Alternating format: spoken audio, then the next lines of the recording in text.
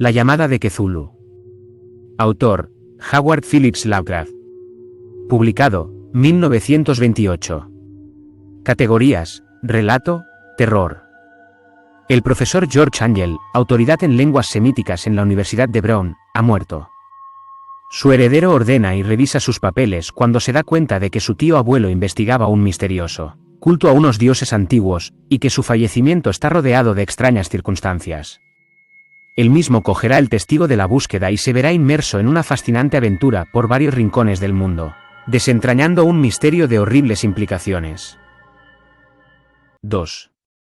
Es concebible que tales potencias o seres hayan sobrevivido a una época infinitamente remota donde la conciencia se manifiesta, quizá, bajo cuerpos y formas que ya hace tiempo que se retiraron ante la marea de la ascendente humanidad, formas de las que solo la poesía y la leyenda han conservado un fugaz recuerdo con el nombre de dioses, monstruos, seres míticos de toda clase y especie.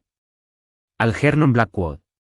O hay en el mundo fortuna mayor, creo, que la incapacidad de la mente humana para relacionar entre sí todo lo que hay en ella. Vivimos en una isla de plácida ignorancia, rodeados por los negros mares de lo infinito, y no es nuestro destino emprender largos viajes. Las ciencias, que siguen sus caminos propios, no han causado mucho daño hasta ahora, pero algún día la unión de esos disociados conocimientos nos abrirá a la realidad, y a la endeble posición que en ella ocupamos, perspectivas tan terribles que enloqueceremos ante la revelación, o huiremos de esa funesta luz, refugiándonos en la seguridad y la paz de una nueva edad de las tinieblas. Algunos teósofos han sospechado la majestuosa grandeza del ciclo cósmico del que nuestro mundo y nuestra raza no son más que fugaces incidentes. Han señalado extrañas supervivencias en términos que nos helarían la sangre si no estuviesen disfrazados por un blando optimismo. Pero no son ellos los que me han dado la fugaz visión de esos dones prohibidos, que me estremecen cuando pienso en ellos, y me enloquecen cuando sueño con ellos. Esa visión, como toda temible visión de la verdad, surgió de una unión casual de elementos diversos. En este caso, el artículo de un viejo periódico y las notas de un profesor ya fallecido. Espero que ningún otro logre llevar a cabo esa unión. Yo, por cierto, si vivo, no añadiré voluntariamente un solo eslabón a tan espantosa cadena. Creo, por otra parte, que el profesor había decidido, también, no revelar lo que sabía, y que si no hubiese muerto repentinamente, habría destruido sus notas. Tuve por primera vez conocimiento de este asunto en el invierno de 1926-1927, a la muerte de mi tío abuelo, George Gamel Angell, profesor honorario de lenguas semíticas en la Universidad de Brown, Providence, Rhode Island. El profesor Angell era una autoridad vastamente conocida en materia de antiguas inscripciones y a él habían recurrido con frecuencia los conservadores de los más importantes museos. Muchos deben por lo tanto recordar su desaparición, acaecida a la edad de 92 años. Las oscuras razones de su muerte aumentaron aún más el interés local. El profesor había muerto mientras volvía del barco de Newport, y según afirman los testigos, luego de recibir el empellón de un marinero negro. Este había surgido de uno de los curiosos y sombríos pasajes situados en la falda abrupta de la colina que une los muelles a la casa del muerto, en Williams Street. Los médicos, incapaces de descubrir algún desorden orgánico, concluyeron, luego de un perplejo cambio de opiniones, que la muerte debía atribuirse a una oscura lesión del corazón, determinada por el rápido ascenso de una cuesta excesivamente empinada para un hombre de tantos años. En ese entonces no vi ningún motivo para disentir de ese diagnóstico, pero hoy tengo mis dudas, y algo más que dudas. Como heredero y albacea de mi tío abuelo, viudo y sin hijos, era de esperar que yo examinara sus papeles con cierta atención. Trasladé con ese propósito todos sus archivos y cajas a mi casa de Boston.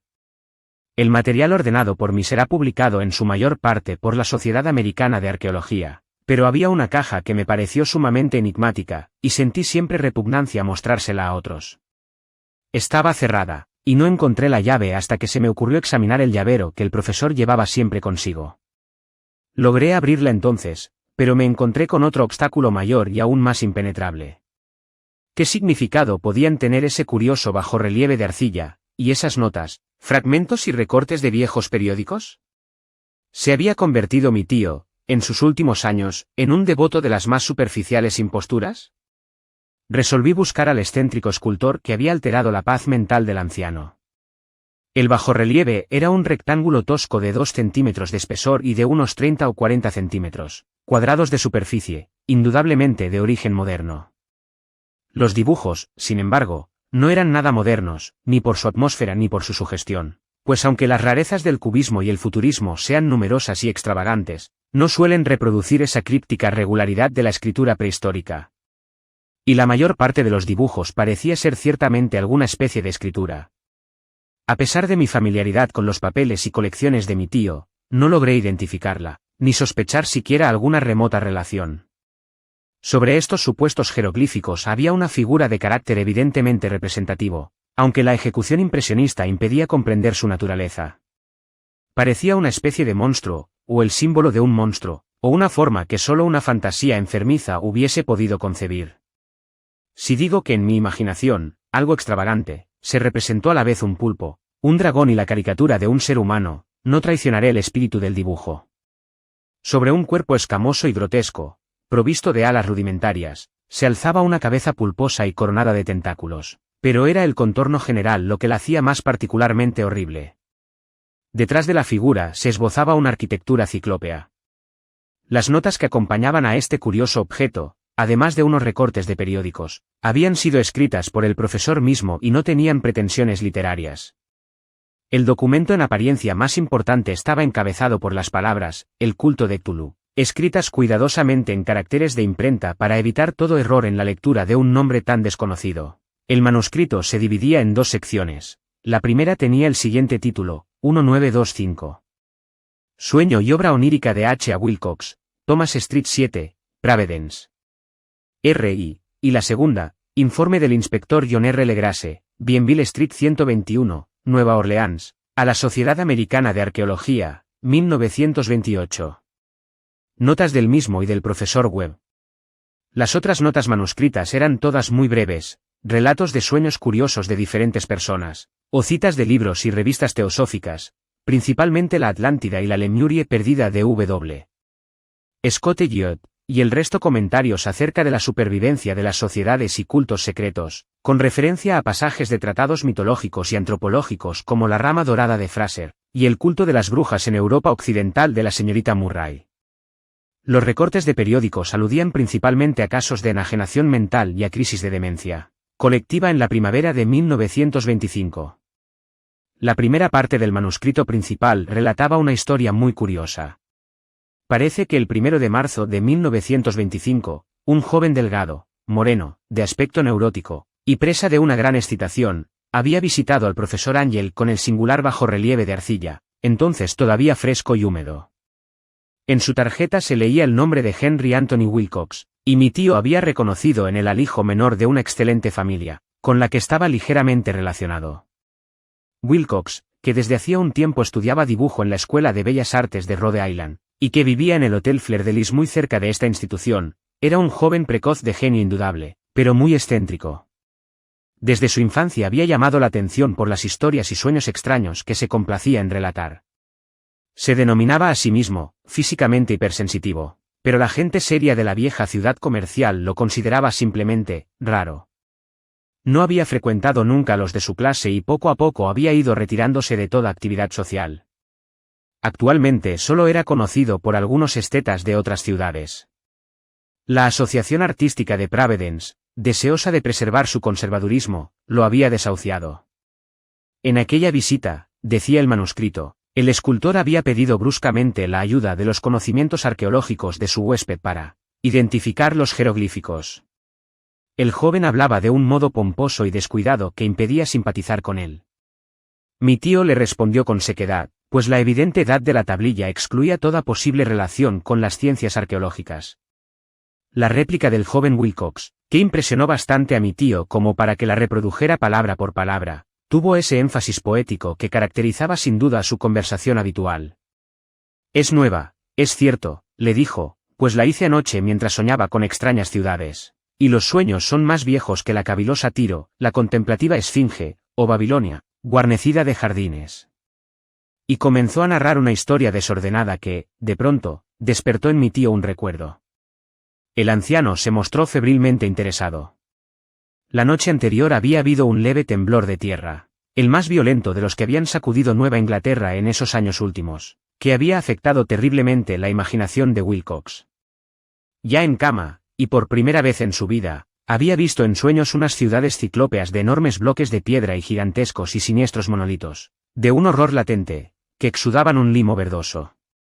Muros y pilares estaban cubiertos de jeroglíficos, y de las profundidades de la tierra, de algún punto indeterminado, venía una voz que no era una voz, sino más bien una sensación confusa que sólo la fantasía podía traducir en sonidos, y que trató de expresar por medio de esta unión de letras casi impronunciables, que Zuluftan.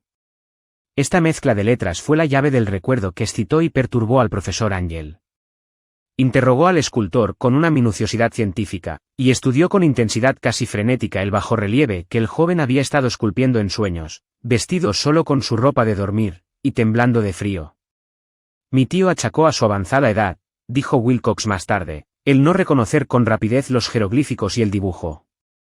Muchas de sus preguntas le parecieron un poco fuera de lugar a su visitante, especialmente aquellas que trataban de relacionar a este último con sociedades y cultos extraños. Y Wilcox no pudo entender por qué mi tío le prometió repetidamente guardar silencio si admitía ser miembro de una de las tan numerosas sectas paganas o místicas. Cuando el profesor quedó al fin convencido de que Wilcox ignoraba de veras toda doctrina o cultos secretos, le suplicó que no dejara de informarle acerca de sus sueños. Esta petición dio sus frutos, pues a partir de esa primera entrevista el manuscrito menciona las visitas diarias del joven y la descripción de sorprendentes visiones nocturnas cuyo tema principal era siempre unas construcciones ciclópeas de piedra, húmedas y oscuras, y una voz o inteligencia subterránea que gritaba una y otra vez, en enigmáticos y sensibles impactos, algo indescriptible. Los dos sonidos que se repetían con más frecuencia eran los representados por las palabras que Zulu y Relie. El 23 de marzo, continuaba el manuscrito, Wilcox faltó a la cita. Una investigación realizada en el hotel reveló que había sido atacado por una fiebre de origen desconocido y que lo habían llevado a casa de sus padres, en Waterman Street. Se había puesto a gritar en medio de la noche, despertando a varios artistas que vivían en el mismo hotel, y desde entonces había pasado alternativamente de la inconsciencia al delirio. Mi tío telefoneó enseguida a la familia, y desde ese momento siguió de cerca el caso, yendo a menudo a la oficina del Dr. Toby, en Zaire Street, médico de cabecera del joven. La mente febril de Wilcox alimentaba, aparentemente, extrañas imágenes. El doctor se estremeció al recordarlas. No solo incluían una repetición de los sueños anteriores, sino también una criatura gigantesca de varios kilómetros de altura que caminaba o se movía pesadamente. Wilcox nunca la describía en todos sus detalles, pero las pocas e incoherentes palabras que recordaba el Dr. Toby convencieron al profesor de que aquel era el monstruo que el joven había intentado representar. Cuando Wilcox se refería a su obra, añadió el doctor, caía enseguida, invariablemente, en una especie de letargo. Cosa rara, su temperatura no estaba nunca por encima de lo normal, sin embargo, su estado se parecía más al de una fiebre violenta que al de un desorden del cerebro. El 2 de abril a las 3 de la tarde, la enfermedad cesó de pronto. Wilcox se sentó en la cama, asombrado de encontrarse en casa de sus padres, e ignorando totalmente lo que había ocurrido en sus sueños o en la realidad desde el 22 de marzo. Como el médico declarara que estaba curado, a los 3 días volvió a su hotel. Pero ya no le fue de ninguna utilidad al profesor Ángel. Junto con su enfermedad se habían desvanecido todos aquellos sueños, y luego de oír durante una semana los relatos inútiles e irrelevantes de unas muy comunes visiones, mi tío dejó de anotar los pensamientos nocturnos del artista. Aquí terminaba la primera parte del manuscrito, pero las abundantes notas invitaban de veras a la reflexión. Solo el escepticismo inveterado que constituía entonces mi filosofía puede explicar mi persistente desconfianza. Las notas describían lo que habían soñado diversas personas en el mismo periodo en que el joven Wilcox había tenido sus extrañas revelaciones. Mi tío, parecía, había organizado rápidamente una vasta encuesta entre casi todos aquellos a quienes podía interrogar sin parecer impertinente, pidiendo que le contaran sus sueños y le comunicaran las fechas de todas las visiones notables. Las reacciones habían sido variadas, pero el profesor recibió más respuestas que las que hubiese obtenido cualquier otro hombre sin la ayuda de un secretario. Aunque no conservó la correspondencia original, las notas formaban un completo y muy significativo resumen. La aristocracia y los hombres de negocios, la tradicional sal de la tierra de Nueva Inglaterra, dieron un resultado casi completamente negativo. Aunque hubo algunos pocos casos de informes de impresiones nocturnas, siempre entre el 13 de marzo y el 2 de abril, periodo de delirio del joven escultor.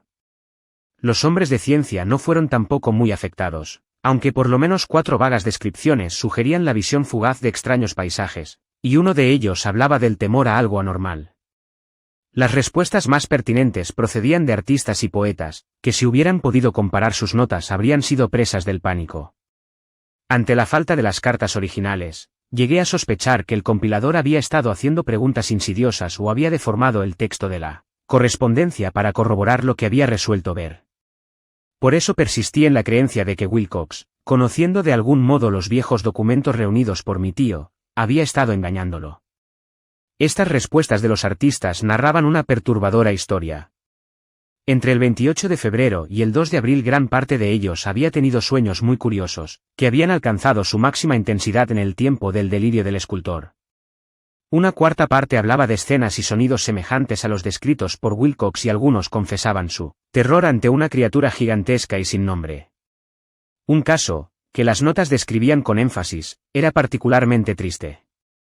El sujeto, un arquitecto muy conocido, algo inclinado al ocultismo y la teosofía, se volvió completamente loco la noche en que llevaron al joven Wilcox a casa de sus padres, y murió meses después gritando que lo salvaran de algún escapado habitante del infierno. Si mi tío hubiese conservado los nombres de estos casos, en vez de reducirlos a números, yo habría podido hacer alguna investigación personal. Pero, tal como estaban las cosas, solo pude encontrar a unos pocos. Todos, sin embargo, confirmaron las notas. Me pregunté a menudo si aquellos a quienes había interrogado el profesor Ángel se habían sentido tan intrigados como este grupo. Nunca les di explicaciones, y es mejor así. Los recortes de prensa, como ya he dicho, trataban de casos de pánico, manía y excentricidad, siempre en el mismo periodo. El profesor Ángel debió de haber empleado una agencia de recortes, pues el número de estos extractos era prodigioso, y además procedían de todos los rincones del mundo. Uno describía un suicidio nocturno en Londres. Un hombre había saltado por una ventana luego de lanzar un grito horrible. En una confusa carta al editor de un periódico sudamericano un fanático anunciaba, apoyándose en sus visiones, un futuro siniestro. Un despacho de California relataba que una colonia teosófica había comenzado a usar vestiduras blancas ante la proximidad de un glorioso acontecimiento, que no llegaba nunca, mientras que unas noticias de la India se referían cautelosamente a una seria agitación de los nativos, producida a fines de marzo. Las orgías vudúes se habían multiplicado en Haití, y en África se había hablado de unos cantos misteriosos. Los oficiales norteamericanos radicados en Filipinas habían tenido ciertas dificultades con algunas tribus, y en la noche del 22 de marzo los policías de Nueva York habían sido molestados por levantinos histéricos. Confusos rumores recorrieron también el oeste de Irlanda, y un pintor llamado Ardois Bonnot expuso en 1926, en el Salón de Primavera de París, un blasfemo paisaje onírico. En los manicomios los desórdenes fueron tan numerosos que solo un milagro pudo impedir que el cuerpo médico advirtiera curiosas semejanzas y sacase apresuradas conclusiones. Una rara colección de recortes, de veras, apenas concibo hoy el crudo racionalismo con que los hice a un lado. Pero quedé convencido de que el joven Wilcox había tenido noticias de unos sucesos anteriores mencionados por el profesor. Sucesos anteriores por los que mi tío diera tanta importancia al sueño del escultor y al bajorrelieve eran el tema de la segunda mitad del largo manuscrito.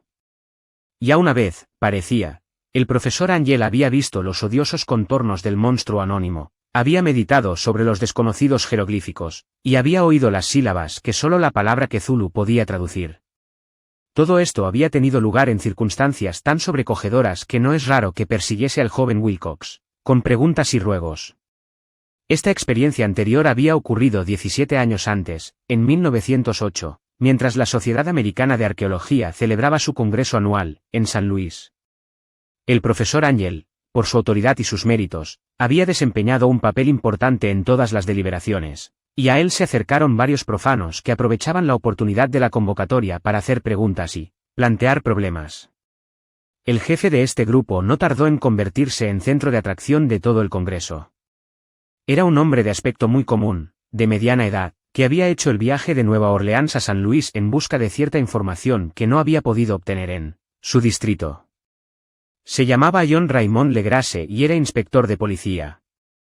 Traía consigo el objeto de su viaje, una estatuilla de piedra, repugnante y grotesca, aparentemente muy antigua, cuyo origen no había logrado determinar.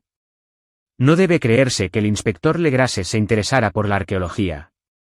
Todo lo contrario, su deseo de instruirse tenía como único origen razones puramente profesionales.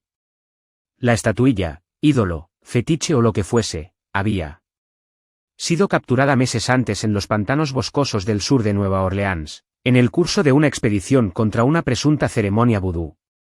Tan singulares y odiosos eran los ritos, que la policía comprendió que se hallaba ante un culto totalmente ignorado, e infinitamente más diabólico que los del vudú.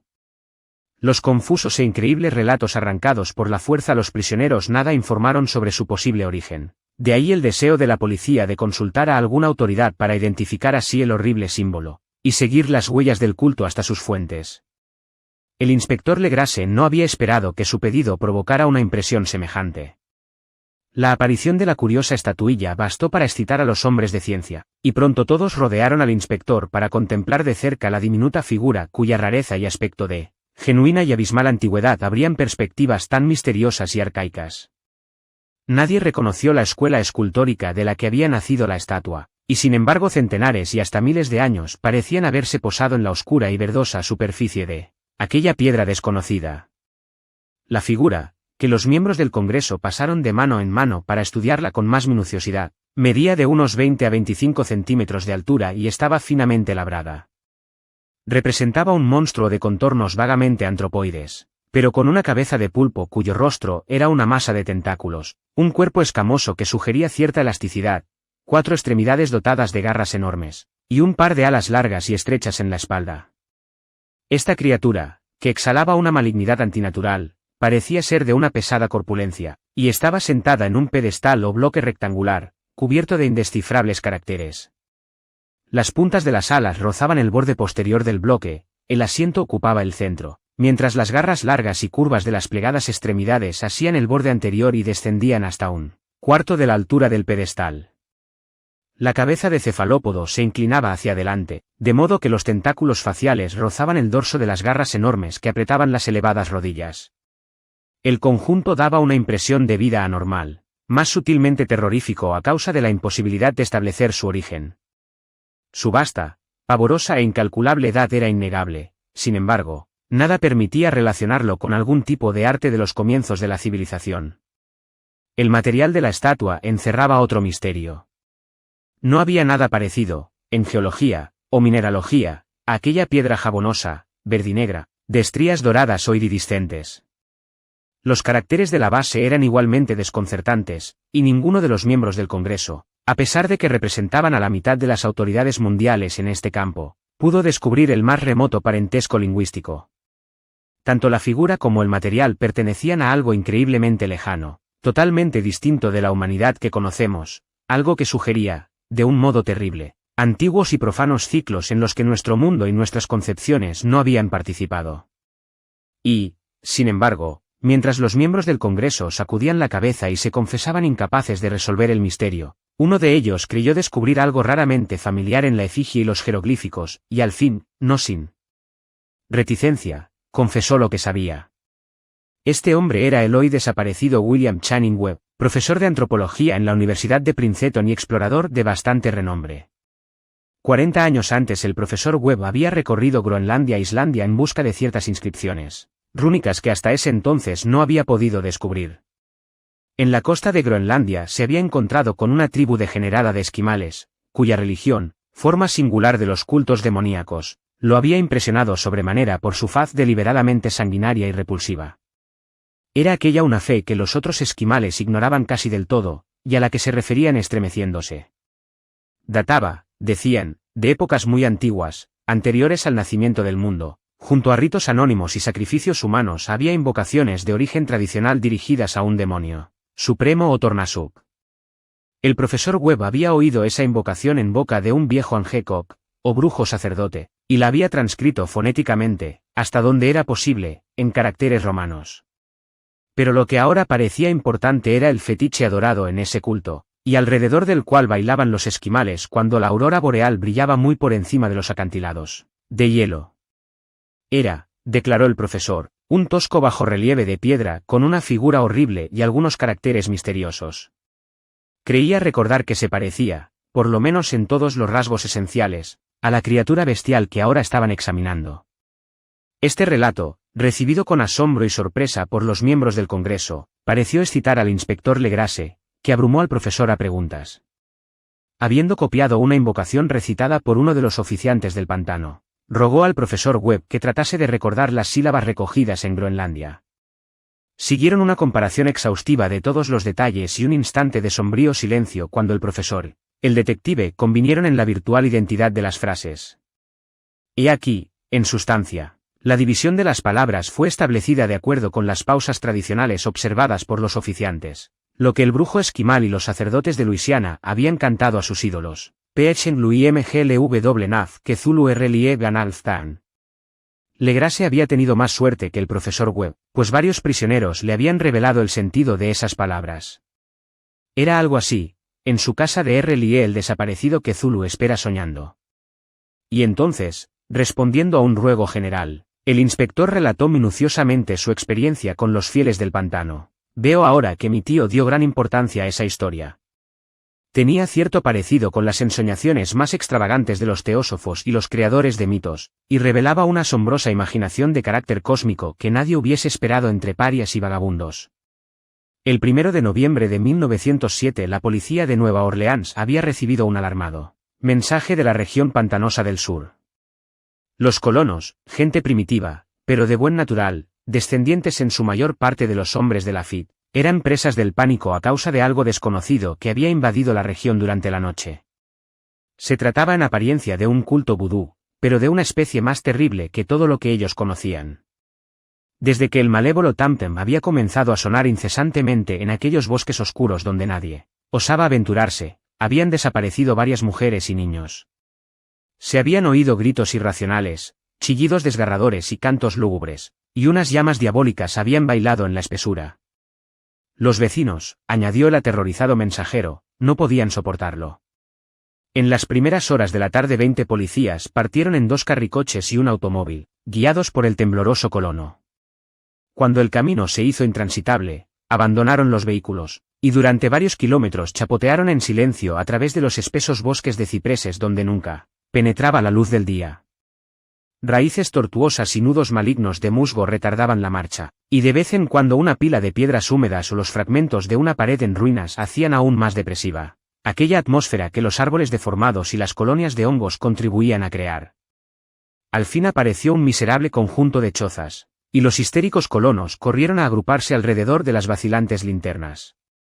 El apagado golpear de los tam-tams se oía débilmente a lo lejos, y la brisa traía muy de cuando en cuando un chillido que helaba la sangre. Un resplandor rojizo parecía filtrarse por entre el follaje pálido, más allá de las interminables avenidas de la noche selvática. A pesar de su repugnancia a quedarse nuevamente solos, todos los habitantes del lugar rehusaron avanzar un solo paso hacia la escena del culto maldito, de modo que el inspector Legrasse y sus 19 colegas tuvieron que aventurarse sin guías por aquellas negras arcadas de horror donde ninguno de ellos había puesto el pie. La región en que ahora entraba la policía tenía tradicionalmente muy mala fama, y en su mayor parte no había sido explorada por hombres blancos. Algunas leyendas se referían a un lago secreto en que vivía una colosal e informe criatura, algo parecida a un pólipo y de ojos fosforescentes, y, según los colonos, unos demonios de alas de murciélago salían a medianoche de sus cavernas para adorar al monstruo. Afirmaban que éste estaba allí desde antes de la Salle, de los indios, y aún de las bestias y los pájaros del bosque. Era una verdadera pesadilla, y verlo significaba la muerte. Pero se aparecía en sueños a los hombres, y eso bastaba para que éstos se mantuviesen alejados. La orgía vudú se desarrollaba en los límites extremos del área aborrecida, pero aún así el emplazamiento era bastante malo, y eso quizá había aterrorizado a los colonos más que los chillidos o incidentes. Solo la poesía o la locura podían haber reproducido los ruidos que oyeron los hombres de Legrasse mientras atravesaban lentamente el sombrío pantano, acercándose a la luz rojiza y a los apagados tam-tams. Hay una cualidad vocal propia de los hombres y una cualidad vocal propia de las bestias, y nada más terrible que oír una de ellas cuando el órgano de donde proviene debería emitir la otra. Una furia animal y una licencia orgiástica se exacerbaban allí hasta alcanzar alturas demoníacas con gritos y aullidos estáticos que retumbaban en los bosques tenebrosos como ráfagas pestilentes surgidas de los abismos del infierno. De vez en cuando cesaban los gritos y lo que parecía un coro de voces roncas entonaba aquella odiosa melopea. PHNLUIMGLW Cthulhu. RLIE Ganalfdan. Al fin los hombres llegaron a un sitio donde el bosque era menos denso, y se encontraron de pronto en el lugar mismo de la escena. 4 trastabillaron, un quinto perdió el conocimiento, y otros 2 lanzaron un grito de horror que, por suerte, fue apagado por el tumulto salvaje de la orgía. Legrase roció con agua pantanosa el rostro del hombre desvanecido, y luego todos contemplaron el espectáculo fascinados por el horror. En un claro natural del pantano se alzaba una isla verde de unas 40 áreas de extensión, desprovista de árboles, y bastante seca. Allí saltaba y se retorcía una horda de anormalidades humanas más indescriptibles que cualquiera de las que hubiese podido pintar un Saim o un Angerole. Sin ropas, esta híbrida muchedumbre bramaba, rugía y se contorsionaba alrededor de una hoguera circular. De vez en cuando se abrían las cortinas de fuego y se podía distinguir en el centro un bloque de granito de unos 2,5 metros de alto, en cuya cima, incongruente por su pequeñez, se alzaba la funesta estatuilla. En 10 cadalsos instalados a intervalos regulares en un ancho círculo que rodeaba la hoguera, con el monolito como centro, colgaban cabeza abajo los cuerpos extrañamente mutilados de los desaparecidos colonos. Dentro de este círculo saltaba y rugía el anillo de fieles, moviéndose de izquierda a derecha en una bacanal interminable entre el círculo de cadáveres y el círculo de fuego. Pudo haber sido solo imaginación o pudo haber sido un simple eco, pero uno de los hombres, un impresionable español, creyó oír que las invocaciones eran seguidas por unas respuestas antifonales que procedían de un lejano y sombrío lugar, situado en lo más profundo de aquel bosque de leyenda. Este hombre, Joseph de Gálvez, a quien más tarde encontré e interrogué, era desbordantemente imaginativo. Llegó a decir que había oído el débil golpear de unas grandes alas y que había vislumbrado unos ojos luminosos y una enorme masa blanca detrás de los árboles más lejanos. Pero creo que estaba demasiado influido por las supersticiones locales. La inactividad de los hombres paralizados fue comparativamente de poca duración. El deber venció pronto todas las dudas, y aunque los celebrantes debían de llegar al centenar, la policía, confiando en sus armas de fuego, irrumpió en medio de la horda. Durante 5 minutos el caos y el tumulto fueron indescriptibles. Hubo furiosos golpes, disparos y huidas. Pero finalmente Legrase pudo contar 47 prisioneros, a los que obligó a vestirse rápidamente, y que rodeó de policías. 5 de los celebrantes habían muerto, y otros 2, muy mal heridos, fueron transportados por sus cómplices en improvisadas parihuelas. La imagen del monolito fue sacada con todo cuidado y llevada por Legrase. Examinados en el cuartel de la policía, luego de un viaje agotador, los prisioneros resultaron ser mestizos de muy baja ralea, y mentalmente débiles. Eran en su mayor parte marineros, y había algunos negros y mulatos, procedentes casi todos de las islas de Cabo Verde, que daban un cierto matiz vudú a aquel culto heterogéneo. Pero no se necesitaron muchas preguntas para comprobar que se trataba de algo más antiguo y profundo que un fetichismo africano. Aunque degradados e ignorantes, los prisioneros se mantuvieron fieles, con sorprendente consistencia, a la idea central de su aborrecible culto. Adoraban, dijeron, a los grandes antiguos, que eran muy anteriores al hombre y que habían llegado al joven mundo desde el cielo. Estos antiguos se habían retirado ahora al interior de la tierra y al fondo del mar, pero sus cadáveres se habían comunicado en sueños con el primer hombre, quien inventó un culto que nunca había muerto. Este era ese culto, y los prisioneros dijeron que había existido siempre y que siempre existiría, ocultándose en lejanías desiertas y lugares retirados hasta que el gran sacerdote Cthulhu saliese de su sombría morada en la ciudad submarina de RLIE para reinar otra vez sobre la tierra. Algún día vendría, cuando los astros ocuparan una determinada posición, y el culto secreto estaría allí, esperándolo. Mientras tanto no podían decir nada más. Se trataba de un secreto que ni la tortura podría arrancarles. La humanidad no era lo único consciente en la tierra, pues había unas formas que emergían de la sombra para visitar a sus escasos fieles. Pero estas no eran los grandes antiguos. Ningún ser humano había visto a los antiguos. El ídolo de piedra representaba al gran Cthulhu, pero nadie podía decir si los otros eran o no como él. Nadie era capaz de descifrar ahora la antigua escritura, muchas cosas se transmitían oralmente. La invocación ritual no era el secreto. Este no se comunicaba nunca en voz alta. El canto significaba, en su casa de Lie el desaparecido Cthulhu espera soñando. Solo 2 de los prisioneros fueron juzgados bastante cuerdos y se los ahorcó. El resto fue enviado a diversas instituciones. Todos negaron haber participado en los crímenes rituales, y afirmaron que los culpables de aquellas muertes eran los Alas Negras, que habían venido hasta ellos desde su refugio inmemorial en el Bosque Encantado. Pero nada coherente se pudo saber de aquellos aliados misteriosos. Lo que la policía logró obtener salió en su mayor parte de un viejísimo mestizo llamado Castro, quien pretendía haber tocado puertos distantes y hablado con los jefes inmortales del culto en las montañas de China. El viejo Castro recordaba fragmentos de odiosas leyendas que empequeñecían las especulaciones de los teósofos, hacían de nuestro mundo algo reciente y fugaz. En ciclos muy lejanos otros seres habían gobernado la Tierra.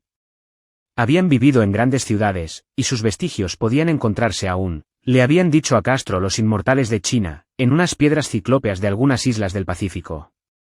Habían muerto muchísimo antes de la aparición del hombre, pero había artes que podrían revivirlos cuando los astros volvieran a ocupar su justa posición en los cielos de la eternidad. Estos seres, indudablemente, procedían de las estrellas y habían traído sus imágenes con ellos. Estos grandes antiguos, continuó Castro, no eran de carne y hueso. Tenían forma, no lo probaba acaso esta imagen estelar, pero esa forma no era material. Cuando las estrellas eran propicias iban de mundo en mundo a través del cielo, pero cuando eran desfavorables, no podían vivir. Pero aunque ya no viviesen, no habían muerto en realidad. Yacían todos en casas de piedra en la gran ciudad de Lie, preservada por los sortilegios del gran Cthulhu para el día en que las estrellas y la tierra pudiesen recibir su gloriosa resurrección. Pero en esa época, alguna fuerza exterior debía ayudar a la liberación de sus cuerpos. Los conjuros que impedían que se descompusieran impedían también que se moviesen, y los antiguos tenían que contentarse con yacer y pensar en la oscuridad mientras transcurrían millones de años. Conocían todo lo que ocurría en el mundo, pues su lenguaje consistía en la transmisión del pensamiento. En ese mismo instante hablaban en sus tumbas. Cuando, luego de un caos infinito, aparecieron los primeros hombres, los grandes antiguos hablaron a los más sensibles moldeándoles los sueños. Aquellos primeros hombres, murmuró Castro, establecieron el culto con que se adoraba a los ídolos de los grandes antiguos, ídolos traídos de estrellas oscuras en una época infinitamente lejana. Ese culto no moriría hasta que las estrellas volvieran a ser favorables. Los sacerdotes sacarían entonces al gran Cthulhu de su tumba para que reviviese a sus vasallos y volviera a asumir su reinado en la tierra. Ese tiempo sería fácil de conocer, pues entonces la humanidad se parecería a los grandes antiguos, salvaje y libre, más allá del bien y del mal, sin moral y sin ley. Y todos los hombres gritarían y matarían, y gozarían alegremente. Los antiguos, liberados, enseñarían nuevos modos de gritar y matar y gozar, y el mundo entero ardería en un holocausto de libertad y éxtasis. Mientras tanto, el culto, con apropiados ritos, debía conservar el recuerdo de aquellos días antiguos y presagiar su retorno. En los primeros tiempos algunos hombres escogidos habían hablado en sueños con aquellos seres, pero luego algo había pasado. La gran ciudad de piedra de Lie, con sus monolitos y sepulcros, se había hundido bajo las olas, y las aguas de los abismos, con ese misterio primigenio en que nadie había pensado ni siquiera en penetrar, habían interrumpido esas citas espectrales. Pero los recuerdos no morían, y los altos sacerdotes afirmaban que cuando los astros fuesen favorables la ciudad volvería a la superficie. Entonces los viejos espíritus de la tierra, mohosos y sombríos, saldrían de sus subterráneos y propagarían los rumores recogidos allá, en los olvidados fondos del océano. Pero de ellos el viejo Castro no se atrevía a hablar. Se interrumpió de pronto y ni la persuasión ni las sutilezas pudieron arrancarle otras informaciones. Tampoco quiso mencionar, curiosamente, el tamaño de los antiguos. En cuanto al culto, afirmó que su centro debía de encontrarse en los desiertos intransitados de Arabia, donde Irem, la ciudad de los pilares, sueña aún intacta y secreta. No tenía relación alguna con la brujería europea, y solo era conocido por sus miembros. Ningún libro aludía a él, aunque los chinos inmortales decían que en el Necronomicon del árabe loco Abdul al-Azred había un sentido oculto, que el iniciado podía interpretar de muy diversas maneras, especialmente en el tan discutido dístico: no está muerto quien puede yacer eternamente. Y con el paso de los años la misma muerte puede morir. Legrasse, profundamente impresionado, y no poco intrigado, había buscado sin éxito las filiaciones históricas del culto. Castro, aparentemente, había dicho la verdad al afirmar que era un secreto. Las autoridades de la Universidad de Tulane no pudieron arrojar luz alguna sobre el culto o la imagen, y ahora recurría a las mayores autoridades y se encontraba nada menos que con el episodio de Groenlandia del profesor Webb. El ferviente interés que despertó el relato de Legrasse, corroborado por la presencia de la estatuilla, tuvo algún eco en las cartas que intercambiaron luego los miembros del Congreso, pero apenas hay alguna mención en el informe oficial. La prudencia es preocupación primordial de aquellos que se enfrentan a menudo con la charlatanería y la impostura. Legrasse prestó durante un tiempo la estatua al profesor Webb, pero a la muerte de este último le fue devuelta, y está desde entonces en su casa. Allí la he visto no hace mucho tiempo. Es de veras algo estremecedor, e indiscutiblemente parecida a la escultura labrada en sueños por el joven Wilcox. No me asombró que mi tío se hubiese excitado con el relato del joven. ¿Qué pudo pensar al saber, ya enterado de la información recogida por Legrasse, que un joven sensible no solo había soñado la figura y los jeroglíficos de las imágenes del pantano y de Groenlandia, sino que también había oído en sueños 3 de las palabras de la fórmula repetida por los maestros de Luisiana? ¿Los diabólicos esquimales? Era natural que el profesor Angel hubiese iniciado instantáneamente una minuciosa investigación, aunque yo en mi fuero interno sospechaba que el joven Wilcox había oído hablar del culto, y había inventado una serie de sueños para acrecentar el misterio ante los ojos de mi tío. El relato de los otros sueños y los recortes coleccionados por el profesor parecían corroborar la historia del joven, pero mi bien fundado racionalismo y la total extravagancia del asunto me llevaron a adoptar las conclusiones que estimé más razonables. De modo que, después de estudiar otra vez el manuscrito y comparar las notas teosóficas y antropológicas con la descripción que del culto había hecho Legrasse, viajé a Providence para ver al escultor e increparle por haberse burlado de tal modo de un sabio anciano. Wilcox vivía aún, solo, en el Fleur-de-Lis de Thomas Street, desagradable imitación victoriana de la arquitectura bretona del siglo XVII. La fachada de estuco del hotel lucía ostentosamente entre las encantadoras casas coloniales y a la sombra del más hermoso campanario georgiano que pueda verse en América. Encontré a Wilcox en sus habitaciones, sumido en su labor, y comprendí enseguida, por las piezas que lo rodeaban, que su genio era profundo y auténtico. Creo que durante un tiempo Wilcox figurará entre los grandes decadentes, pues ha cristalizado en arcilla, y reflejará un día en mármol esas pesadillas y fantasías evocadas en prosa por Arthur Machen y que Clark Aston Smith ha hecho visibles en versos y pinturas. Moreno, frágil y de un aspecto un poco descuidado, Wilcox se volvió lánguidamente y sin dejar su silla me preguntó qué deseaba. Cuando le dije quién era, manifestó un cierto interés, pues mi tío había excitado su curiosidad al examinar sus raros sueños, aunque sin explicar las razones de ese examen. Sin sacarlo de su ignorancia, traté prudentemente de hacerle hablar. Poco tiempo me bastó para convencerme de que era absolutamente sincero. Hablaba de sus sueños de un modo inequívoco. Esos sueños, y su residuo subconsciente, habían influido profundamente en su arte, y me mostró una estatua mórbida cuyo modelado me estremeció, casi, por la fuerza de su oscura sugestión. No recordaba haber visto el original, excepto en el bajorrelieve creado durante un sueño, pero los contornos se habían formado insensiblemente bajo sus manos. Era, sin duda, la forma gigantesca de la que había hablado en su delirio. Comprobé muy pronto que no sabía nada del culto, salvo lo que el constante interrogatorio de mi tío había dejado escapar, y traté otra vez de concebir de qué modo podía haber recibido esas impresiones sobrenaturales. Hablaba de sus sueños de un modo extrañamente poético, haciéndome ver con terrible claridad la ciudad ciclópea de piedra verde y musgosa, cuya geometría, añadió curiosamente, era totalmente errónea. Y oí otra vez con un temor expectante la subterránea llamada mental, Cthulhu-Ftan, Cthulhu-Ftan. Estas palabras figuraban en la temible invocación que evocaba el sueño vigilia de Cthulhu en su bóveda de piedra. De R.L.E., y a pesar de mis racionales ideas me sentí profundamente perturbado. Wilcox, era indudable, había oído hablar casualmente del culto, y lo había olvidado enseguida en la masa de sus lecturas y concepciones igualmente fantásticas.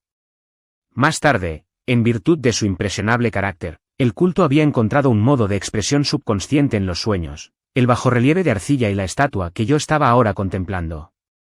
De modo que la superchería había sido involuntaria.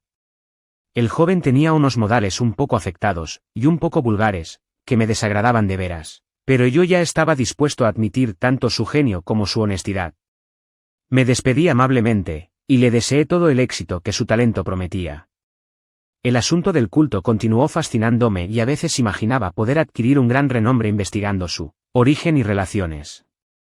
Visité Nueva Orleans, hablé con Legrasse y otros de los que habían participado en aquella expedición, examiné la estatuilla, y hasta interrogué a los prisioneros que todavía vivían. El viejo Castro, por desgracia, había muerto hacía varios años. Lo que escuché entonces de viva voz, aunque no fue más que una confirmación detallada de los escritos de mi tío, acrecentó mi interés, y tuve la seguridad de estar sobre la pista de una religión muy antigua y secreta cuyo descubrimiento me convertiría en un antropólogo de nota. Mi actitud era aún entonces absolutamente materialista, como aún quisiera que lo fuese, y por una inexplicable perversidad mental rechacé la coincidencia de los sueños y los recortes coleccionados por el profesor Ángel. Hubo algo, sin embargo, que comencé a sospechar y que ahora creo saber: la muerte de mi tío no fue nada natural. Cayó al suelo en la colina, en una de las estrechas callejuelas que partían de unos muelles donde abundaban los mestizos extranjeros, luego del descuidado empujón de un marinero de tez oscura. Yo no había olvidado que los oficiantes de Luisiana se distinguían por la mezcla de sangres y sus intereses marinos, y no me hubiera sorprendido conocer la existencia de agujas venenosas y métodos criminales secretos tan faltos de piedad como aquellas creencias y ritos misteriosos. Legrasse y sus hombres, es cierto, no habían sido molestados, pero en Noruega acababa de morir un marino que veía cosas. No pudieron haber llegado a oídos siniestros las investigaciones realizadas por mi tío después de encontrarse con el escultor. Creo hoy que el profesor Ángel murió porque sabía o quería saber demasiado. Es posible que me espere un fin semejante, pues yo también he aprendido mucho. Y el cielo decidiese algún día acordarme un insigne favor, borraría totalmente de mi memoria el descubrimiento que hice, por simple casualidad, al echar una ojeada a una hoja de periódico que recubría un estante. Era un viejo número del Sydney Bulletin del 18 de abril de 1925, con el cual no hubiese podido dar en mi vida cotidiana. Había pasado inadvertido hasta para la agencia de recortes que había estado coleccionando ávidamente durante esa época materiales para mi tío. Había yo casi abandonado mis investigaciones acerca de lo que el profesor llamaba el culto de Cthulhu, y me encontraba de visita en casa de un doctor amigo de Paterson, New Jersey, conservador del museo local y mineralogista de renombre.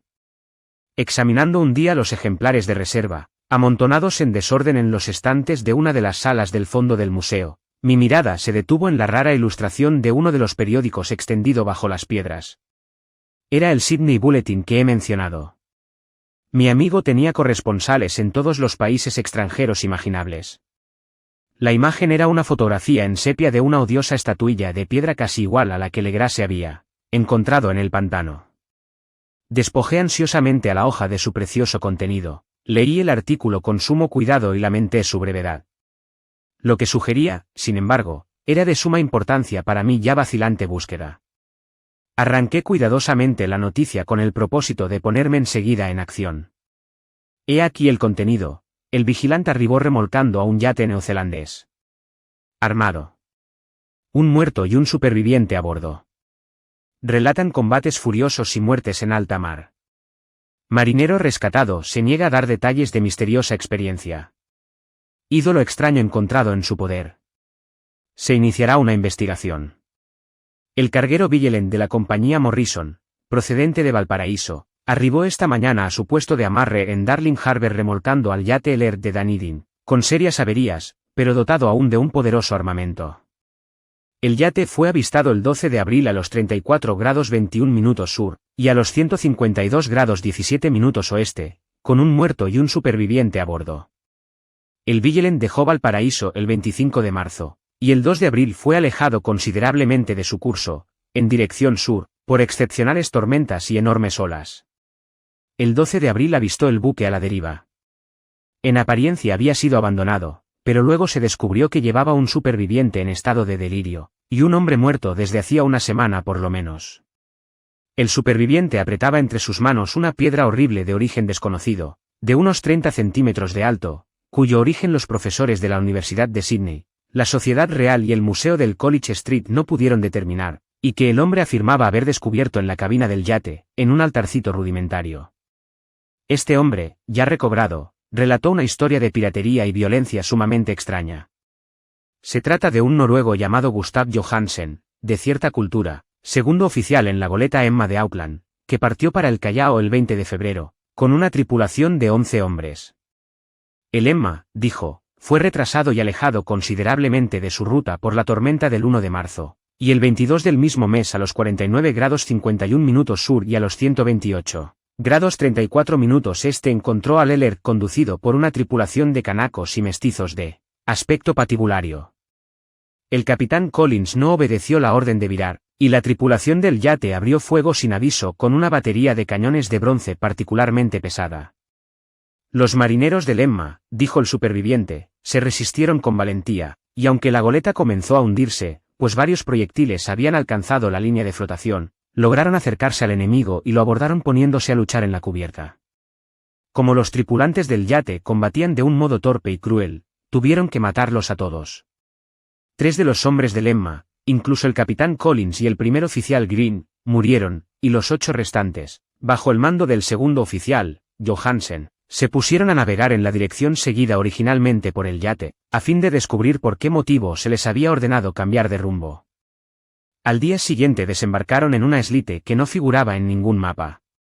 6 de los hombres murieron allí, aunque Johansen se mostró particularmente reticente a este respecto y dijo que habían caído en una grieta entre las rocas. Más tarde, parece, Johansen y sus compañeros volvieron al yate y trataron de hacerlo navegar, pero fueron vencidos por la tormenta el 2 de abril. Desde ese día hasta el 12 de abril, fecha en que fue recogido por el Vigilant, Johansen no recuerda casi nada, ni siquiera cuando murió su compañero William Briden. La muerte no se debió aparentemente a otra causa que a privaciones.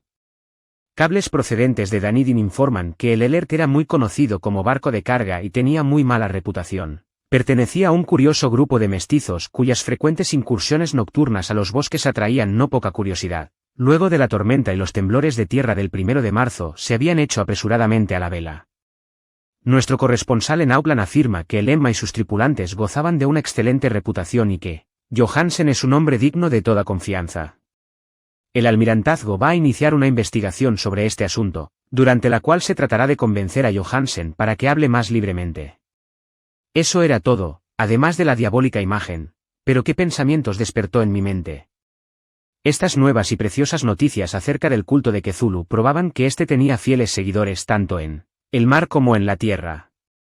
¿Qué motivo había impulsado a la híbrida tripulación a ordenar el regreso del Elert mientras navegaban con su ídolo? ¿Qué isla desconocida era aquella en que habían muerto 6 de los tripulantes, y acerca de la cual el contramaestre Johansen se mostraba tan reticente? ¿Qué resultado había tenido la investigación del almirantazgo y qué se sabía del odioso culto en Dunedin? Y lo más extraordinario, qué profunda y natural relación de hechos era esta que daba una significación maligna e innegable a los sucesos, tan cuidadosamente anotados por mi tío? El 1 de marzo, el 28 de febrero de acuerdo con el uso horario internacional, se habían producido una tormenta y un terremoto. El Elert y su malencarada tripulación habían dejado rápidamente Dunedin como obedeciendo a una imperiosa llamada, y en el otro extremo de la tierra poetas y artistas habían comenzado a soñar con una ciclópea ciudad submarina mientras un joven escultor modelaba, en sueños, la forma del terrible Cthulhu. El 23 de marzo la tripulación del Emma desembarcaba en una isla desconocida, perdiendo allí 6 hombres. Y en esa misma fecha los sueños de algunas personas alcanzaron su mayor intensidad y se oscurecieron con el terror de un monstruo maligno y gigantesco, mientras un arquitecto se volvía loco, y un escultor caía presa del delirio. ¿Y qué pensar de esa tormenta del 2 de abril, fecha en que cesaron todos los sueños de la ciudad sumergida, y Wilcox salió indemne de aquella fiebre extraña? ¿Qué pensar igualmente de aquellas alusiones del viejo Castro a los antiguos venidos de las estrellas y a su reino próximo, y a su culto, y a su gobierno de los sueños? ¿Estaba balanceándome en el borde de un abismo de horrores cósmicos, insoportables para un ser humano? En todo caso no afectaron sino a la mente, pues el 2 de abril puso término de algún modo a la monstruosa amenaza que había sitiado el alma de los hombres. Aquella tarde, luego de haber pasado el día enviando telegramas, y haciendo urgentes preparativos, me despedí de mi huésped y tomé un tren para San Francisco. En menos de un mes llegué a Dunedin, donde, sin embargo, Descubrí que se sabía muy poco de los extraños miembros del culto que habían vivido en las posadas marineras. El vagabundeo en los muelles era asunto demasiado común, y no valía la pena mencionarlo. Pero algo oí a propósito de una expedición terrestre realizada por estos mestizos durante la cual se escuchó el débil golpear de unos tambores y se vio un fuego rojo en las colinas lejanas. En Auckland me enteré de que Johansen había vuelto a Sydney, donde acababa de sometérsele a un inútil interrogatorio, con el pelo totalmente cano, y que después de vender su casita de West Street había regresado con su mujer a su viejo hogar, en Oslo. De su aventura no dijo a sus amigos más de lo que ya sabían los oficiales del almirantazgo, y todo lo que pudieron hacer fue darme su nueva dirección. Volví entonces a Sydney, y hablé sin éxito con gente de mar y miembros del tribunal. Vi el Alert en Circular Quay, en la bahía de Sydney, pero nada me reveló su casco. La imagen en cuclillas, de cabeza de pulpo, cuerpo de dragón, alas escamosas y pedestal con jeroglíficos, se conservaba en el Museo de Hyde Park. La examiné con cuidado, y descubrí que estaba exquisitamente labrada, y tenía el mismo profundo misterio, terrible antigüedad, y sobrenatural rareza de material que el ejemplar más pequeño de Legrase. Para los geólogos, me dijo el conservador del museo, la estatua era un enigma monstruoso, y juraban que no había en el mundo una roca parecida. Recordé, estremeciéndome, lo que había dicho el viejo Castro a Legrase a propósito de los primeros grandes antiguos. Vinieron de las estrellas, y trajeron consigo sus imágenes. Profundamente perturbado resolví visitar al oficial Johansen en Oslo. Llegué a Londres, me reembarqué enseguida para la capital de Noruega, y un día de otoño eché pie a tierra en un limpio desembarcadero, a la sombra del Egeber. La casa de Johansen, descubrí, estaba situada en la ciudad vieja del rey Harald Hardrada, que había conservado el nombre de Oslo durante los siglos en que la ciudad principal adoptara el nombre de Cristianía. Hice el corto viaje en un taxi, y golpeé con el corazón tembloroso la puerta de una casa vieja y limpia de fachada estucada. Salió a recibirme una mujer de cara triste, vestida de negro, quien me comunicó en un inglés vacilante que Gustav Johansen no era ya de este mundo. No había sobrevivido mucho a su regreso, pues su aventura marina de 1925 le había destrozado la salud. La mujer no sabía más que el público, pero Johansen había dejado un largo manuscrito, que trataba asuntos técnicos, escrito en inglés con la intención manifiesta de que su esposa no lo entendiese. Mientras paseaba por una callejuela, cerca del muelle de Gothenburg, un paquete de viejos periódicos, salido de la ventana de un altillo, lo golpeó y lo hizo caer. 2 marineros indios lo ayudaron enseguida a levantarse, pero el hombre murió antes de que llegase la ambulancia. Los médicos, incapaces de precisar la causa del deceso, lo habían atribuido a un malestar del corazón y a un debilitamiento general. Sentí entonces que un oscuro terror, que no me abandonaría hasta que a mí también me fuese acordado el eterno reposo, accidentalmente, o por otro motivo, me traspasaba los huesos. Habiendo persuadido a la viuda de que mi conocimiento de esos asuntos técnicos me autorizaba a poseer el manuscrito, me llevé el documento y comencé a leerlo en el barco que me conducía a Londres. Era un relato simple, desordenado, un diario de mar redactado de memoria en que se intentaba recoger día a día aquel último y terrible viaje. No lo transcribiré literalmente a causa de sus oscuridades y redundancias, pero mi resumen bastará para explicar por qué el rumor de las aguas contra los costados del buque se me hizo tan intolerable que tuve que taponarme los oídos. Johansen, gracias a Dios, no lo sabía todo, aunque vio la ciudad y el monstruo, pero yo ya no podré dormir en paz mientras recuerde el horror que espera emboscado del otro lado de la vida, en el tiempo y el espacio, y aquellas malditas criaturas que vinieron de los astros más antiguos y que sueñan en las profundidades del mar, conocidas y favorecidas por un culto de pesadilla decidido a lanzarlas sobre nuestro planeta cada vez que algún terremoto vuelva a elevar la monstruosa ciudad de piedra al aire y a la luz del sol. El viaje de Johansen había comenzado tal como lo declarara él mismo ante el almirantazgo. El Emma había dejado Auckland en lastre el 20 de febrero, y sintió todo el impacto de esa tempestad consecutiva al terremoto que arrancó a los abismos marinos el horror que pobló los sueños de los hombres.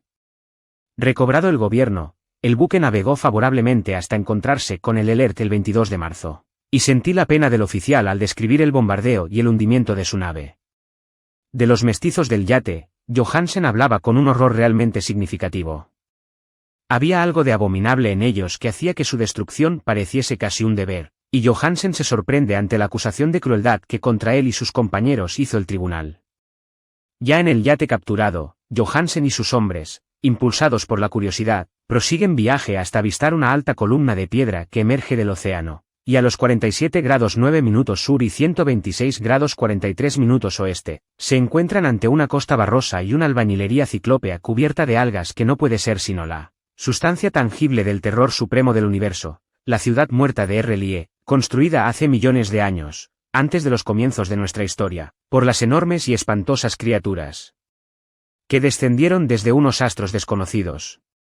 Allí yacen el gran Cthulhu y sus compañeros, ocultos en unas bóvedas verdes y húmedas desde donde envían, tras incalculables ciclos, pensamientos que aterrorizan a los hombres sensibles y reclaman imperiosamente a los fieles del culto que inicien el peregrinaje de la liberación y la restauración. El oficial Johansen ignoraba todo esto, pero bien sabe Dios que había visto bastante. Creo que emergió de las aguas solo la cima de la ciudadela, coronada por un enorme monolito, donde yace el gran Cthulhu. Cuando imagino el tamaño de todo lo que puede esconder el fondo del océano, siento deseos de morir sin esperar ya más. Johansen y sus hombres se sintieron aterrados ante la majestad cósmica de esta húmeda Babilonia habitada por demonios, y debieron de sospechar, instintivamente, que no pertenecía ni a este ni a ningún otro planeta similar. En todas las líneas de la estremecida descripción de Johansen se advierte el mismo pavor, ante el tamaño increíble de los bloques de piedra verde, ante la altura vertiginosa del monolito labrado, ante la asombrosa identidad de esas colosales estatuas y bajorrelieves con la rara imagen encontrada en la Sentina del Elert. Sin conocer el futurismo, Johansen describe, al hablar de la ciudad, algo muy parecido a una obra futurista. En vez de referirse a una estructura definida, o a algún edificio, se reduce a hablar de vastos ángulos y superficies pétreas, superficies demasiado grandes para ser de este mundo, y cubiertas por jeroglíficos e imágenes horribles. Menciono estos ángulos pues me recuerdan los sueños que me relató Wilcox. El joven escultor afirmó que la geometría de la ciudad de sus sueños era anormal, no euclidiana, y que sugería esferas y dimensiones distintas de las nuestras. Ahora un marino ilustrado tenía ante la terrible realidad la misma impresión. Johansen y sus hombres desembarcaron en la playa de esta monstruosa acrópolis, y treparon, resbalando, por los titánicos y musgosos escalones que ningún ser humano hubiera podido edificar.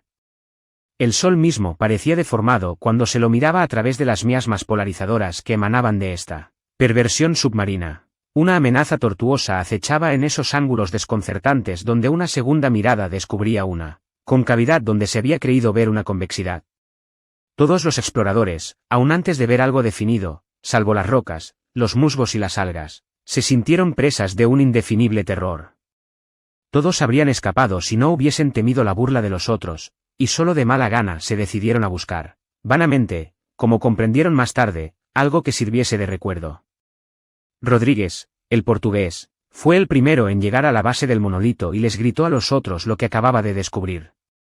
Poco más tarde los hombres contemplaron curiosamente una enorme puerta de piedra labrada con el ya familiar bajorrelieve del pulpo dragón. Se parecía, dice Johansen, a la enorme puerta de un granero.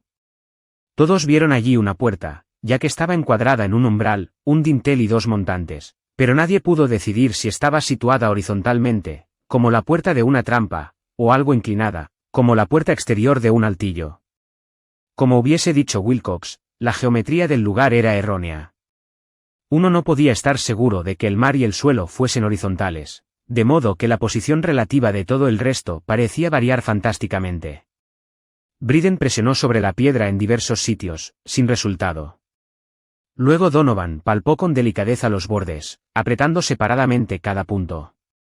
Subió con lentitud a lo largo de la grotesca moldura de piedra. Puede decirse que subió si se admite que la puerta no era, al fin y al cabo, horizontal, y los hombres se preguntaron cómo una puerta podía ser tan enorme. Al fin, muy suavemente, muy lentamente, la parte superior del panel comenzó a inclinarse hacia adentro, y todos vieron que la piedra se balanceaba. Donovan se deslizó o trepó de algún modo a lo largo de uno de los montantes, y los hombres se pusieron a observar el curioso retroceso de la puerta monstruosa.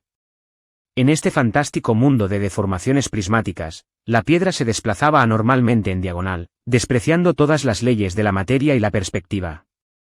La abertura mostraba una oscuridad casi material.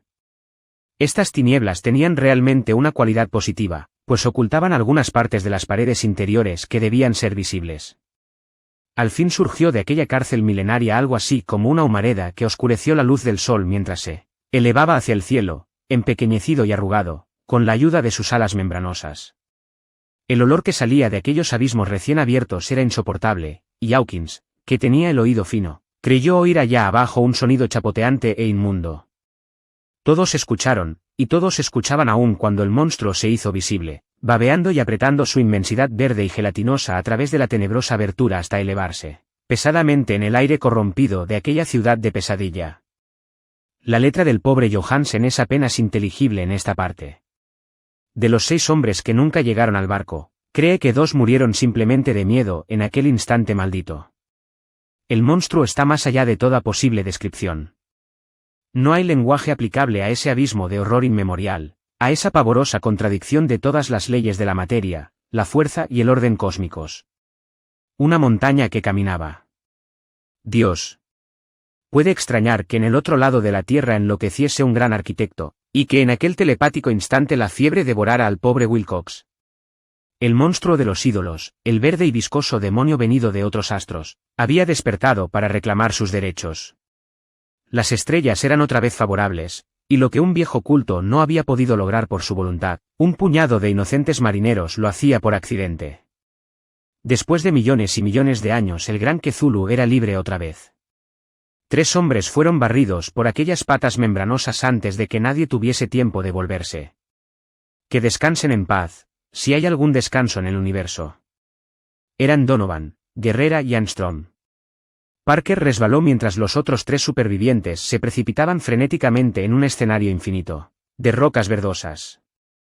Johansen jura que fue absorbido hacia arriba por un ángulo que no debía estar allí, un ángulo agudo que se había comportado como si fuese obtuso. De modo que solo Briden y Johansen llegaron al bote, y se dirigieron desesperadamente hasta el Elert mientras la montañosa monstruosidad descendía por los escalones, de piedra resbaladiza y se detenía, titubeando, a orillas del agua. Las calderas habían quedado funcionando a pesar de que todos habían bajado a tierra, y bastaron unos pocos segundos de frenéticas corridas entre ruedas y motores para poner en marcha el Elert. Lentamente, entre los horrores distorsionados de esa escena indescriptible, la hélice comenzó a golpear las aguas. Mientras tanto, en la costa mortal, sobre aquellas construcciones que no eran de este mundo, el monstruo gigantesco venido de las estrellas emitía unos gritos inarticulados, como Polifemo al maldecir el veloz navío de Ulises. Enseguida, con más audacia que los cíclopes de la leyenda, el gran Cthulhu penetró en las aguas e inició la persecución con unos golpes que levantaron unas enormes olas. Briden volvió la vista y enloqueció. Desde entonces rió a intervalos hasta que la muerte lo alcanzó en su cabina mientras Johansen vagaba delirando, de un lado a otro. Pero Johansen no había abandonado la partida.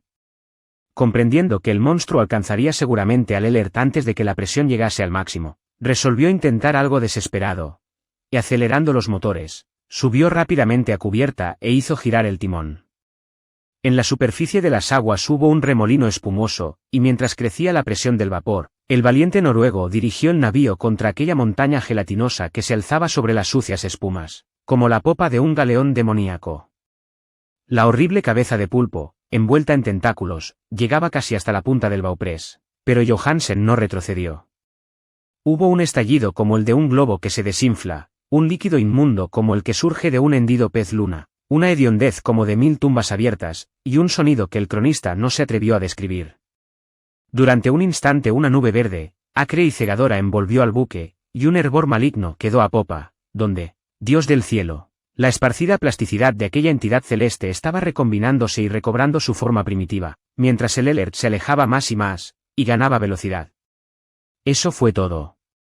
Desde ese momento, Johansen se contentó con meditar sombríamente sobre el ídolo de la cabina y preparar unas pocas comidas, para él y su enloquecido compañero. No trató de dirigir el navío, después de aquel incidente había perdido algunos de los resortes de su alma. Luego sobrevino la tormenta del 2 de abril, que terminó de nublar su conciencia.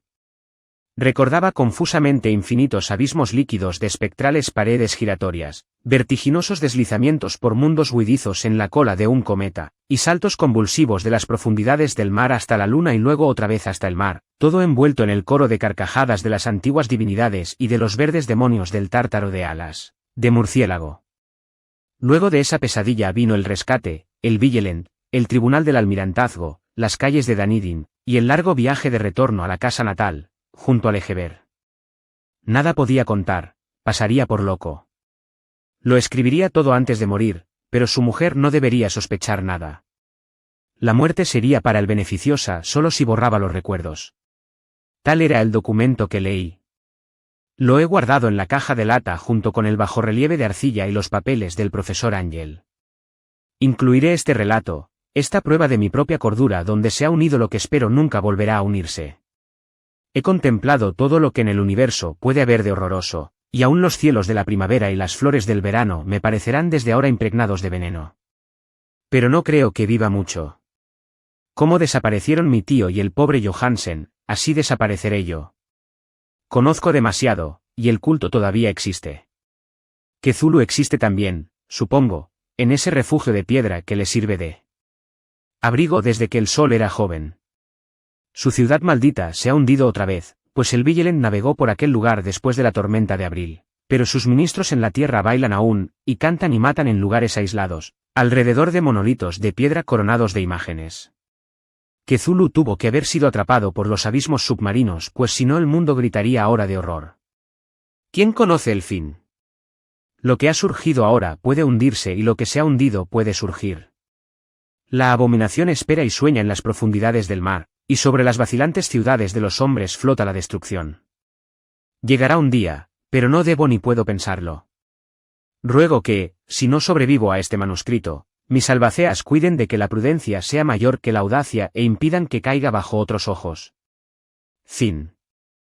Howard Phillips Lovecraft, Providence, Estados Unidos, 20 de agosto de 1890 Divide, 15 de marzo de 1937.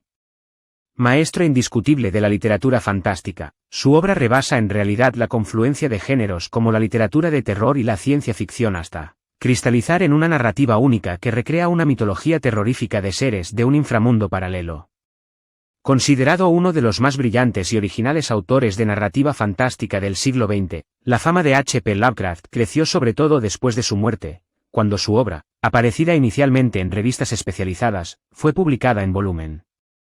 En su narrativa se funden elementos heterogéneos, el influjo de Edgar Allan Poe, reconocible en ciertas atmósferas y recursos técnicos de sus cuentos juveniles, pero también en las novelas de madurez como en Las montañas de la locura, 1931, los lazos con la tradición y el paisaje de la Nueva Inglaterra, oníricamente transformado en espacio fantástico, o los arranques de ciencia ficción, que son desarrollados en cuentos como El color que cayó del espacio, 1927. El título de mayor originalidad de la obra de Lovecraft reside, sin embargo, en la creación de una compleja y personal mitología monstruosa en el centro de la cual están los Old Ones, divinidades horribles expulsadas de la Tierra en los tiempos prehistóricos y en lucha para tomar posesión de ella. Estos seres monstruosos y malolientes aparecen primero de forma esporádica y luego cada vez más orgánicamente en cuentos como Las ratas en las paredes, 1924, Los mitos de Cthulhu, 1926, y El horror de Dunwich, 1927. Y en novelas como El caso de Charles Dexter Ward, 1927. Tal mitología tomó forma gradualmente. Se enriqueció con divinidades menores con esferas de influencia distintas y se sostuvo con el recurso a los libros ficticios malditos, como el Necronomicon. Partiendo de sugestiones góticas, a través de pesadillas cada vez más angustiosas, el terror en Lovecraft se convierte en cósmico, cifra extrema de su pesimismo filosófico. Las ratas en las paredes, 1924, es una muestra magistral de sus primeros trabajos, en los cuales solamente se esbozaba la mitología de las cosas siniestras que continuó desarrollando en sus relatos y novelas posteriores. Como declaró el mismo Lovecraft, todos sus relatos están basados en la leyenda de que este mundo había estado habitado en tiempos remotos por otra raza, que fue aniquilada y expulsada cuando ejercía la magia negra, pero que sigue viviendo fuera del mundo, estando dispuesta en todo momento a volver a tomar posesión de esta tierra. En otros relatos se trata de demonios devoradores de cadáveres, que penetran en nuestro mundo racional, quedando retenidos, como por ejemplo en el modelo de Pickman, 1927, por un pintor en horrorosos retratos. En la música de Erich Zann, 1925, el músico Zann es atormentado por monstruos, que viven en regiones indeterminadas y en dimensiones que se encuentran fuera de nuestro universo material, y le inspiran al mismo tiempo para una pieza de violín de una hermosura irreal. En La visita de Cthulhu, 1928, cuya acción se desarrolla en una isla de los mares del sur en donde se encuentran unas construcciones ciclópeas prehistóricas, vuelve a aparecer por un breve periodo de tiempo el Cthulhu que se encuentra agazapado en el interior de la Tierra. Y en El horror de Dunwich, 1929, un espíritu maléfico de la clase más horrible crece en Nueva Inglaterra, pudiendo ser destruido solamente por hombres, familiarizados con las ciencias ocultas y prohibidas. Lovecraft varía su temática del horror con una fantasía ingeniosa y altamente sugestiva. Nunca le faltan figuras del lenguaje para caracterizar opresivos estados de terror, lugares en donde se ciernen peligros inminentes, llenos de mucosidades negras, masticados por la niebla, o unas monstruosidades asquerosas, que apestan como demonios. Continuamente introduce referencias ambiguas sobre las relaciones de su mitología con el culto de vudú, con la Atlántida, las misteriosas piedras de Stonehenge y de la isla de Pascua, o las cazas de brujas en Nueva Inglaterra. Sus relatos, entre cuyos antepasados debemos contar naturalmente a Edgar Allan Poe, revelan la influencia de los autores ingleses de relatos de horror Arthur Machen y Lord Dunsany, pero Lovecraft amplía las regiones del horror literario con ocurrencias completamente propias, con las cuales organizó sistemáticamente una mitología Cthulhu. El interés también teórico de Lovecraft por la literatura fantástica está testimoniado por sus escritos críticos, en particular por El horror en la literatura, 1927, en el que formuló una teoría del género fundada en bases psicológicas y formales. Para el autor, los relatos de este género deben contener alguna violación o superación de una ley cósmica fija, una escapada imaginativa de la tediosa realidad. Los relatos y novelas de Lovecraft, no obstante ubicarse en los límites de la mitología y la fantasía visionaria, son verosímiles, pues a pesar del instinto macabro del autor, una prosa detallista, persuasiva y lenta va organizando un pequeño mundo autosuficiente y creíble, incluso posesivo para muchos lectores.